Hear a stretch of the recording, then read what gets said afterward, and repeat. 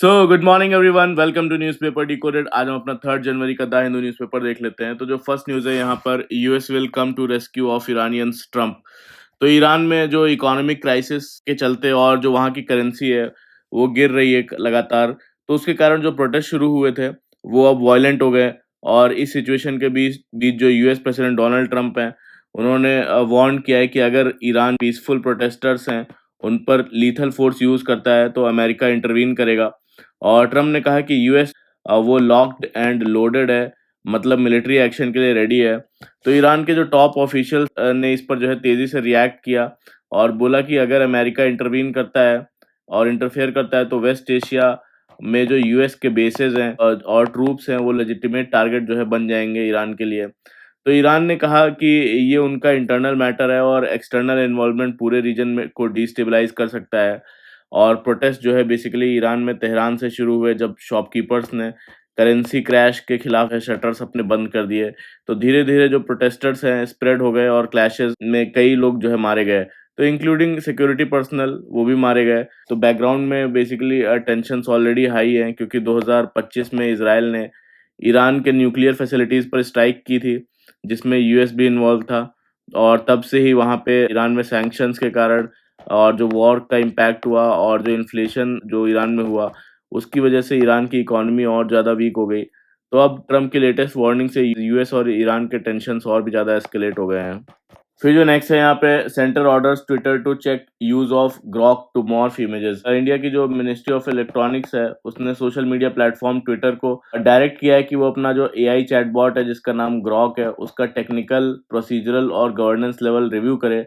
तो ये एक्शन तब लिया गया जब कई रिपोर्ट्स आई कि ग्रॉक जो है उसके कई सारे यूजर्स एलिजिडली जो वुमेन्स है उनके फोटोज को अनड्रेस करने या क्लोथिंग ऑल्टर करने के लिए मिसयूज कर रहे हैं, जिससे जो ऑब्सीन और हार्मफुल विजुअल्स जनरेट हो रहे हैं।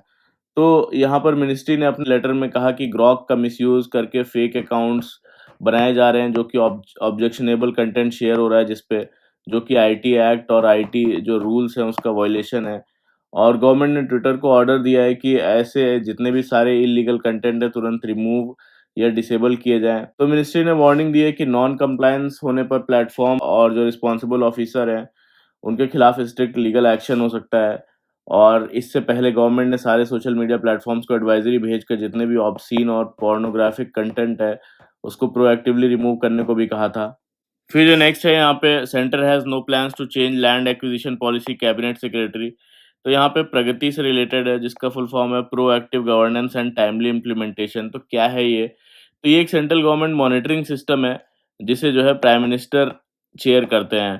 तो इसका मेन पर्पज़ है देश के जितने भी बड़े इंफ्रास्ट्रक्चर प्रोजेक्ट्स हैं, उसको फास्ट ट्रैक करा जाए, डिलेज़ और बॉटलनेक्स को रिज़ॉल्व किया जाए, और जो सेंटर एंड स्टेट और डिपार्टमेंट्स के बीच में कोऑर्डिनेशन को इम्प्रूव किया जाए।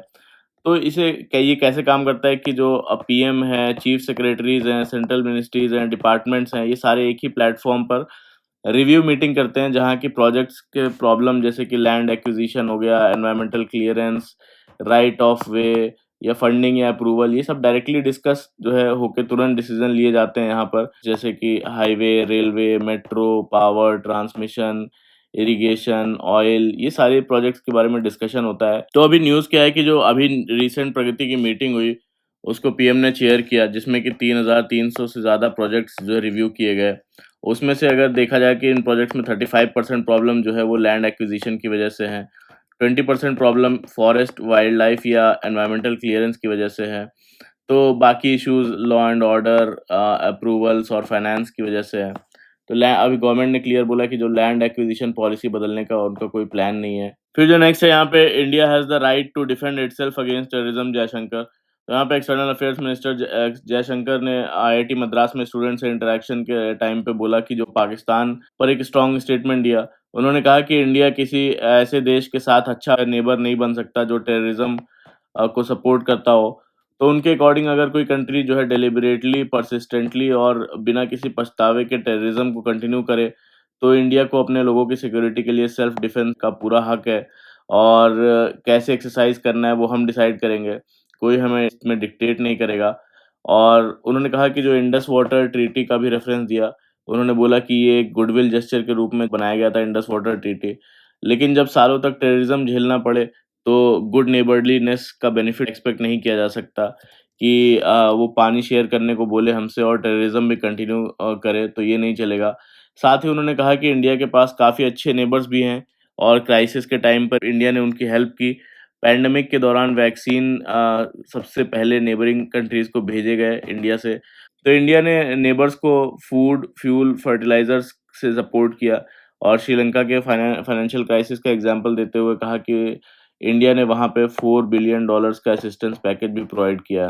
फिर जो नेक्स्ट है यहाँ पे Supreme Court slams denial of bail to given accused a test of imprisonment as a lesson. तो यहाँ सुप्रीम कोर्ट ने एक इम्पॉर्टेंट ऑब्जर्वेशन दिया है कि कोई भी अंडर ट्रायल है उसका प्रिजम्पशन ऑफ इनोसेंस यानी कि जो बेगुनाही की धारणा है कि ये बेगुनाह है, सिर्फ इसलिए ये प्रिजम्पशन खत्म नहीं हो जाता क्योंकि इन्वेस्टिगेटिंग एजेंसीज उसके जो एलिज क्राइम को सीरियस बता दे या फिर स्ट्रिंजेंट लॉ के अंडर जो है बुक्ड हो। तो कोर्ट ने कहा कि एजेंसीज को अंडर ट्रायल्स को बिना बेल के लंबे टाइम है जेल में रखने की जो टैक्टिक है यूज़ नहीं करनी चाहिए, सिर्फ़ इसलिए कि उन्हें पनिशमेंट का टेस्ट जो है दिया जाए। बेंच ने रिमाइंड किया कराया कि जो bail is the rule jail is the exception. तो ये क्रिमिनल जूरिस्प्रूडेंस का जो है प्रिंसिपल है और जब एक्सेसिव कस्टडी एक्सेसिव, आर्बिट्रेरी और डिस्प्रोपोर्शनेट हो जाए तो कोर्ट्स को इंटरवीन करना कॉन्स्टिट्यूशनल ड्यूटी है।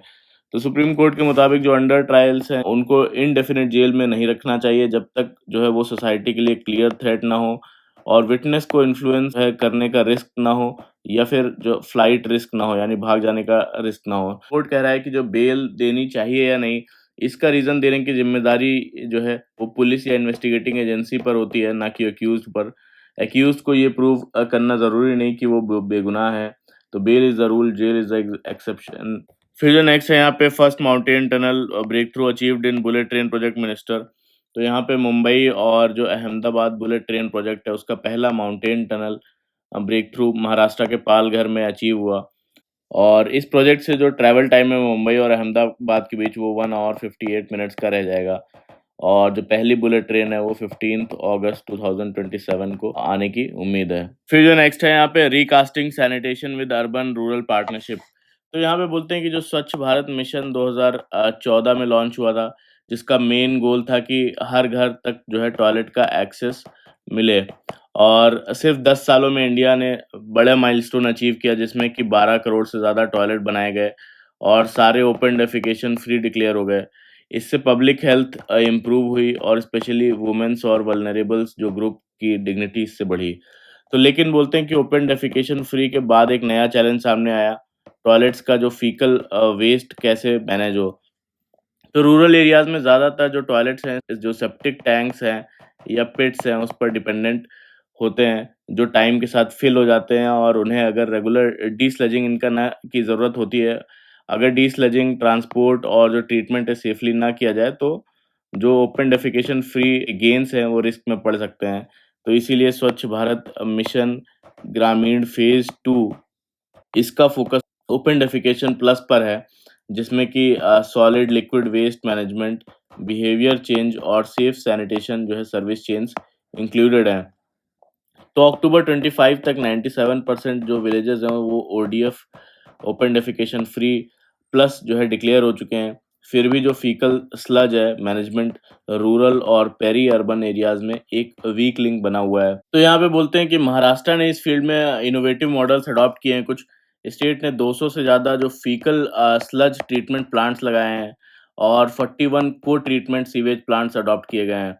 तो सतारा डिस्ट्रिक्ट में जो अर्बन और रूरल पार्टनरशिप मॉडल अप्लाई किया गया है, इसमें क्या होता है कि जहाँ नियर बाई जो विलेजेस होते हैं, वो अपना स्लज जो फीकल स्लज ट्रीटमेंट प्लांट्स है, वहाँ पर सेफली ट्रीट कराते हैं यहाँ पर और जो कॉस्ट है ग्राम पंचायत सैनिटेशन टैक्स से रिकवर करती है इसके लिए और सिस्टम अफोर्डेबल और अकाउंटेबल बना रहता है।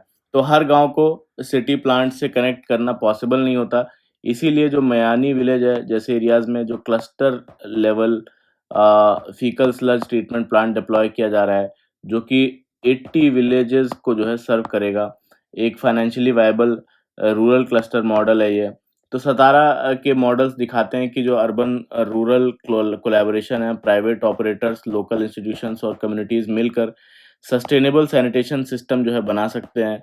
अगर ये मॉडल जो है नेशन वाइड स्केल हो, तो इंडिया अपने सैनिटेशन गेन्स को लॉन्ग टर्म सस्टेन करेगा और स्वच्छ भारत की रियल सक्सेस सिर्फ टॉयलेट बनाने में नहीं बल्कि वेस्ट मैनेजमेंट सिस्टम बनाने में होगी, जो हेल्थ प्रोटेक्ट करे, एनवायरनमेंट बचाए और डिग्निटी इंश्योर करे। फिर जो नेक्स्ट है यहाँ पे growth generating capital expenditure can affect fiscal targets.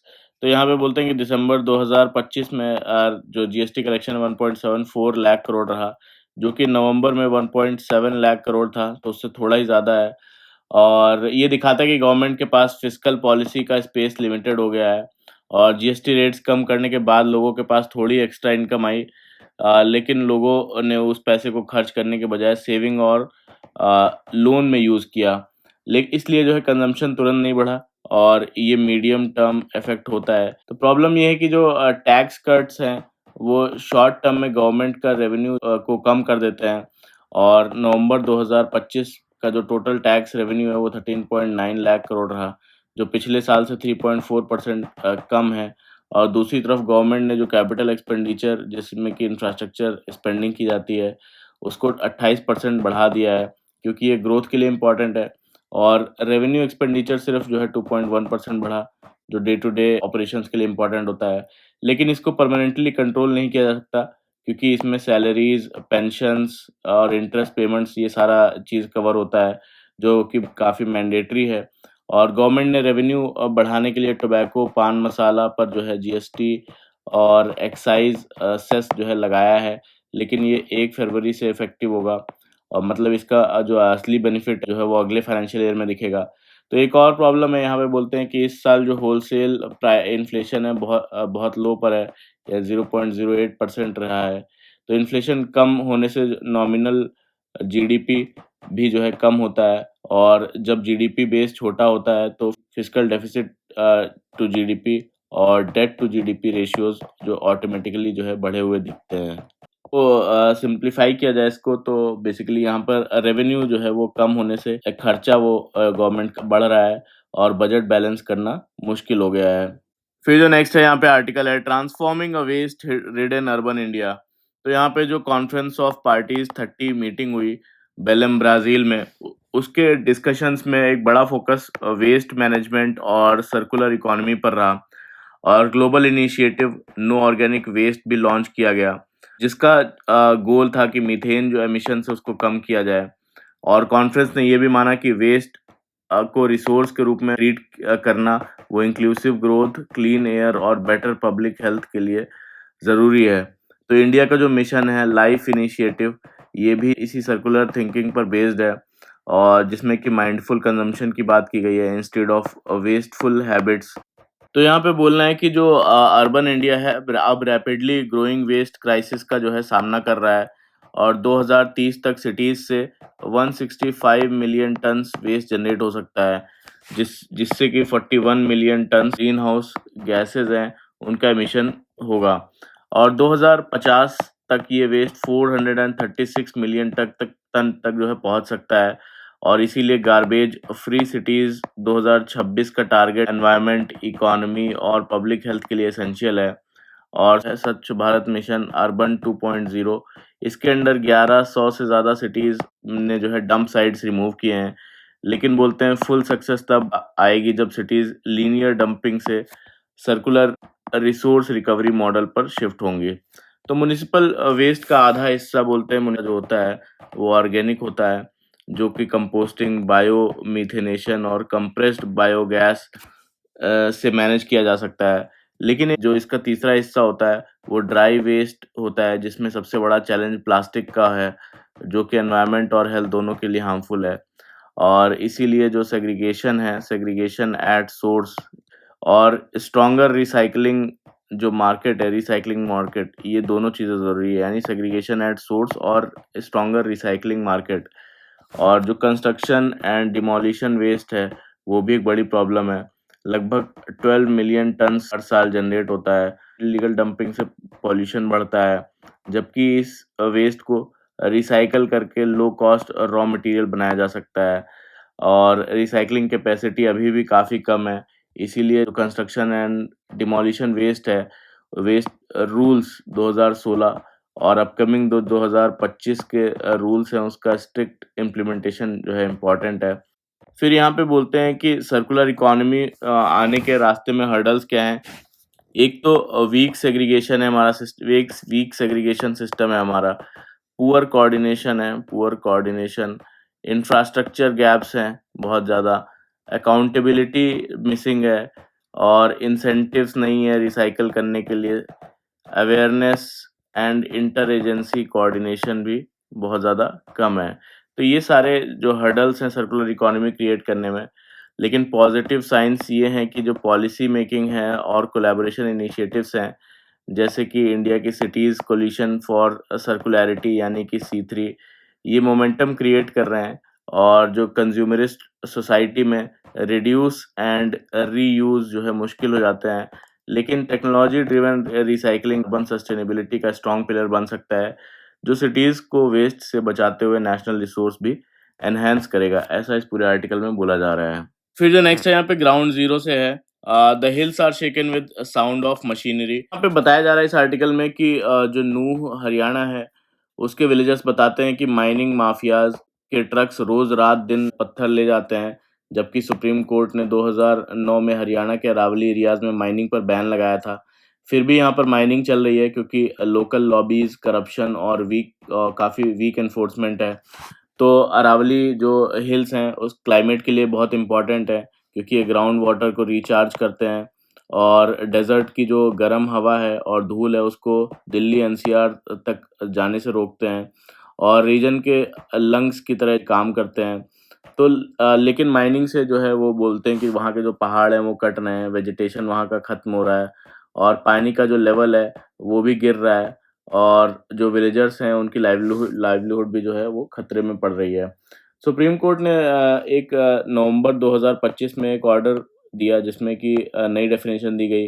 वो सिर्फ़ उसमें बोला गया कि वो सारे हिल्स प्रोटेक्टेड माने जाएँगे जिनकी हाइट 100 मीटर एंड अबव से ज़्यादा हो और तो एनवायरमेंटलिस्ट बोले कि इस रूल से जो है जितने भी छोटे हिल्स हैं, वो इस प्रोटेक्शन से बाहर हो जाएँगे और माइनिंग और भी बढ़ जाएगी। तो पब्लिक प्रोटेस्ट के बाद कोर्ट ने जो 29 दिसंबर को जो ये ऑर्डर है इस पे स्टे लगा दिया और जो विलेजर्स की रियल लाइफ स्ट्रगल भी आर्टिकल में दिखाया गया है कि कुछ लोग जो है मजबूरी में इल्लीगल स्टोन कटिंग करते हैं और सिर्फ उन्हें 400 से 500 रुपए डेली उनको मिलता है।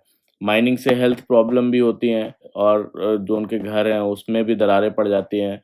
रेस्पिरेटरी डिजीज़ होती हैं, सिलिकोसिस जो है वो बढ़ रहा है और वुमेन्स और यूथ अनसेफ, जॉबलेस और इनसिक्योर फील कर रहे हैं वहाँ के। तो राजस्थान के कुछ विलेजर्स में 145 दिन तक प्रोटेस्ट पर बैठे रहे राजस्थान के विलेजर्स क्योंकि ब्लास्टिंग से वो उनके घर हिलते हैं, फील्ड्स जो है वो फ्लड हो जाते हैं और एयर क्वालिटी एक्सट्रीमली पुअर हो गई। तो सिटीजन्स ग्रुप यहाँ पर डिमांड कर रहे हैं कि अरावलीज़ को basically ecologically sensitive zone declare किया जाए। माइनिंग परमानेंटली जो है वो बंद हो और पूरी रेंज का इंडिपेंडेंट एनवायरमेंटल इम्पैक्ट स्टडी जो है किया जाए। तो अरावलीज़ को बचाना बेसिकली बोलते हैं यहाँ पे एनवायरनमेंट, वाटर, क्लाइमेट और ह्यूमन लाइफ सबके लिए ज़रूरी है। फिर जो नेक्स्ट है यहाँ पे ministry of electronics okays 22 more projects for electronic part SOPs. तो यहाँ पे इलेक्ट्रॉनिक्स कंपोनेंट मैन्युफैक्चरिंग स्कीम से रिलेटेड है, तो देख लेते हैं ये क्या है। इलेक्ट्रॉनिक्स कंपोनेंट मैन्युफैक्चरिंग स्कीम एक सेंट्रल गवर्नमेंट स्कीम है जिसका मेन पर्पज़ है कि इलेक्ट्रॉनिक कंपोनेंट्स की डोमेस्टिक मैन्युफैक्चरिंग को बढ़ाना, इंपोर्ट्स कम करना और इलेक्ट्रॉनिक सेक्टर में जो है जॉब्स को क्रिएट करना। तो इस स्कीम के अंडर उन कंपनीज़ को फाइनेंशियल इंसेंटिव दिया जाता है जो इंडिया में इलेक्ट्रॉनिक पार्ट्स और कंपोनेंट्स मैन्युफैक्चर करती हैं, अपना प्रोडक्शन इंक्रीज़ करती हैं और नए लोगों को एम्प्लॉयमेंट देती हैं। तो इंसेंटिव्स इंक्रीमेंटल प्रोडक्शन के बेसिस पर मिलते हैं, मतलब जितना ज़्यादा प्रोडक्शन और एम्प्लॉयमेंट उतना ज़्यादा पे आउट होगा। तो स्कीम का मेन टारगेट है कि जो सेमीकंडक्टर्स और सब कंपोनेंट्स, पैकेजिंग जो पार्ट्स हैं, सर्किट बोर्ड्स हो गए, sensors, magnetics, camera modules, connectors, charger, ये कंपोनेंट पहले मोस्टली चाइना, ताइवान, कोरिया से इंपोर्ट होते थे। तो इसका ऑब्जेक्टिव यही है कि इंडिया की इलेक्ट्रॉनिक्स मैन्युफैक्चरिंग बढ़ाया जाए, सप्लाई चेन जो सेल्फ रिलायंस है उसको बढ़ाया जाए। तो अभी न्यूज़ ये है कि इसी स्कीम के अंडर आईटी मिनिस्ट्री ने 22,919 करोड़ रुपए के अंडर 22 प्रोजेक्ट्स को अप्रूव किया है। फिर जो नेक्स्ट है यहाँ पे परचेजर मैनेजर इंडेक्स के बारे में है। तो ये क्या होता है परचेजर मैनेजर इंडेक्स? ये बेसिकली एक इकोनॉमिक इंडिकेटर होता है जो बताता है कि इंडस्ट्री और जो बिजनेस एक्टिविटी वो बढ़ रही है या फिर घट रही है। तो ये सर्वे के बेसिस पर जो है बनाया जाता है, जिसमें परचेज़िंग मैनेजर्स से पूछा जाता है कि प्रोडक्शन बढ़ रहा है या कम हो रहा है, न्यू ऑर्डर्स आ रहे हैं या गिर रहे हैं, तो जॉब्स क्रिएट हो रही हैं या नहीं हो रही हैं। और तो जो पीएमआई होता है वो अगर बेसिकली 50 से ज़्यादा होता है, तो यानी कि जो वो सेक्टर है वो एक्सपैंड कर रहा है, और इक्वल टू 50 होता है तो यानी कि स्टेबल है, ना बढ़ रहा है ना घट रहा है सेक्टर। लेस देन 50 है, इसका मतलब है जो एक्टिविटी है वो कॉन्ट्रैक्ट हो रही है। तो यहाँ पे ये इंपॉर्टेंट इसलिए कि इकोनॉमिक ग्रोथ का अर्ली इंडिकेटर होता है, और पॉलिसी डिसीजन में गवर्नमेंट और आरबीआई को हेल्प मिलती है। फिर जो नेक्स्ट है यहाँ पे, Yemen separatist declare independence transition. तो यहाँ पे बोलते हैं येमेन में बेसिकली क्या अभी भी वॉर चल रहा है, और इस कंट्री का जो सदर्न पार्ट है वो एक ग्रुप कंट्रोल करता है जिसका नाम साउथ सदर्न ट्रांजिशनल काउंसिल है, और यूएई इसको सपोर्ट करता है। तो उन्होंने क्या अनाउंस किया, एसटीसी ने बोला है कि हम 2 साल में अपना अलग कंट्री बनाएंगे और उसका नाम रखेंगे साउथ अरेबिया। और अभी क्या है, एसटीसी ने काफ़ी एरिया कैप्चर कर लिया है मिलिट्री ऑपरेशन से। तो इसके रिप्लाई में सऊदी लेड फोर्सेस ने एयर स्ट्राइक्स किए, जिसमें 7 फाइटर्स मारे गए, इसलिए सिचुएशन और भी टेंस हो गई है। तो उनकी वार्निंग क्या है कि एसटीसी लीडर्स ने बोला है कि अगर नॉर्थ येमेन वालों ने डायलॉग या बातचीत नहीं की या साउथ पर अटैक्स हुए, तो वो तुरंत इंडिपेंडेंस डिक्लेयर कर देंगे। फिर जो नेक्स्ट न्यूज़ है यहाँ पे, Australia's Northern Territory plans legislation on doctor assisted dying. तो ये क्या होता है डॉक्टर असिस्टेड डाइंग? इसका मतलब होता है कि जब एक कोई डॉक्टर लॉ के अंडर किसी ऐसे पेशेंट की मदद करता है जो कि टर्मिनली इल हो, बिल्कुल लास्ट स्टेज पे हो, इनक्यूरेबल हो, जो अपनी मर्जी से अपनी लाइफ पीसफुली एंड करना चाहता है। तो इसमें पेशेंट की जो है क्लियर कंसेंट, रिटन परमिशन होती है, मल्टीपल मेडिकल चेकअप्स, अप्रूवल लिए जाते हैं। तो इस प्रोसेस का पूरा मेन पर्पस होता है कि जो एक्सट्रीम सफरिंग है उसको कम करना, पनिशमेंट या सुसाइड प्रमोट करना नहीं है। तो अभी क्या है कि ऑस्ट्रेलिया का जो नॉर्दर्न टेरिटरी है, वो दुनिया की पहली जगह थी जहाँ पर 1995 में वॉलंटरीली यूथनेशिया यानी कि डॉक्टर असिस्टेंट डाइंग जो है उसको लीगल किया गया था। लेकिन 1997 में ऑस्ट्रेलियन पार्लियामेंट ने ये लॉ यहाँ पर कैंसल कर दिया नॉर्दर्न टेरिटरी में, और तब तक 4 टर्मिनली इल पेशेंट जो है वहाँ पे डेथ चूज़ कर चुके थे। और इसके बाद ऑस्ट्रेलिया ने सारे जो 6 स्टेट्स हैं उसमें डॉक्टर असिस्टेड जो डाइंग है वहाँ वो लॉ पास कर दिया। लेकिन 2 टेरिटरीज़, नॉर्दर्न टेरिटरी और जो ऑस्ट्रेलियन कैपिटल टेरिटरी, इन 2 जगह के को जो है लॉ ये बनाने की परमिशन नहीं थी। लेकिन अब पार्लियामेंट ने ये भी बैन हटा दिया है, तो यहाँ भी ये लॉ लागू हो सकेंगे। फिर जो नेक्स्ट है यहाँ पे, यहाँ क्या हुआ है कि इंडोनेशिया ने अपना जो नया पिनल कोड केयूएचपी लागू कर दिया है, जो कि डच एरा का जो कॉलोनियल क्रिमिनल लॉ है उसको रिप्लेस करता है। और जो नया लॉ है 2022 में पास हुआ था, इसके मेन प्रोविजंस क्या हैं? तो ये क्रिमिनलाइज़ करता है बेसिकली सेक्स आउटसाइड मैरिज, यानी कि 2 लोग शादी के बिना अगर फिज़िकल रिलेशनशिप रखते हैं तो उसे क्राइम माना जाएगा। और प्रेसिडेंट या फिर स्टेट इंस्टीट्यूशन को इंसल्ट करने पर पनिशमेंट होगी। और गवर्नमेंट ने इसे मॉडर्न और कल्चरली रूटेड लीगल सिस्टम बताया। लेकिन ह्यूमन राइट वॉच ने वार्निंग दी है कि मोरालिटी बेस्ड लॉज से प्राइवेसी और जो मिसयूज़ है उसका रिस्क बढ़ सकता है। तो ये था पूरा आज का हमारा द हिंदू का न्यूज़ डिस्कशन। कैसा लगा बताइएगा, लाइक ज़रूर कर लीजिएगा मेरा वीडियो, कमेंट करके बताइएगा कैसा लगा, सब्सक्राइब भी कर लीजिएगा मेरा चैनल, और अपने फ्रेंड्स के साथ शेयर भी ज़रूर करिएगा। Thank you very much for the discussion.